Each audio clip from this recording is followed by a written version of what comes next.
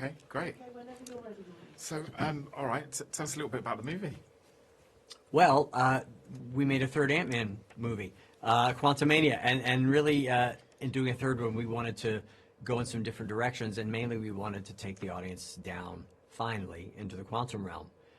And in doing so, we discover a few things. We discover the real story of Janet Van Dyne's past down there, and we discover a very formidable new villain in the Marvel Universe, Kang the Conqueror. For me as director, it was an exciting, getting to create the quantum realm and visualize all that stuff and come up with the rules and the characters and the creatures was really, really great.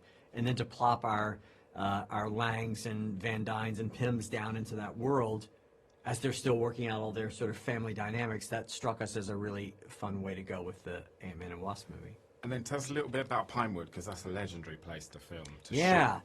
Listen, I as a kid and a huge film fan, I grew up reading about Pinewood and the Bond movies, and for me, Superman the movie, the Richard Donner directed movie from '78, that was all shot at Pinewood.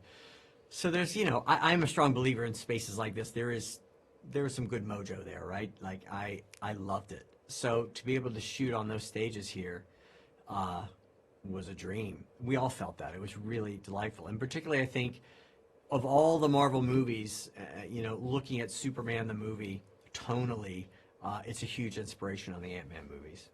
And then what? Sorry to interrupt, sir. Would you mind just giving me an inch? You're leaning into shot slightly. Oh. On me? Yeah, because you're sort of favouring your left side. Sorry to interrupt. Sorry. Yeah, thank you. Right. And then what are you hoping an audience will take away from coming to see this movie? Well, we want to transport the audience into the quantum realm.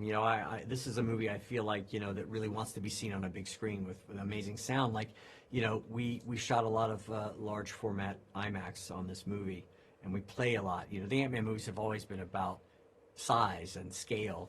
And this thing, the environment is a big part of the story.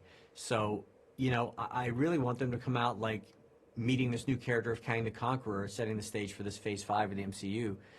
But also like having progressed the story of this family, and particularly the Scott-Cassie dynamic, which is the emotional spine for me of all the Ant-Man movies, and the fact that she's not a little girl now, she's becoming a hero in her own right. The generational aspect of the story I like, and at the core of it to me is really Paul Rudd as Scott Lang, right? I think his relatability as a hero is what has always made me gravitate toward him as my favorite of the Avengers.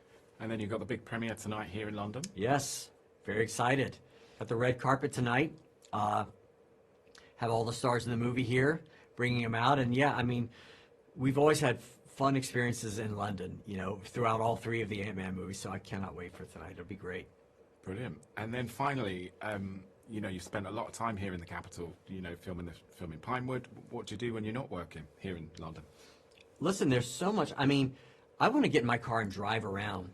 I first came to London in 1985, and I came in 1985, and I was all about the music, right? I actually did an internship at the BBC that summer, and then did a film studies thing. But I really was more interested in seeing bands, and I saw everybody. So I want to catch up on the music scene here too.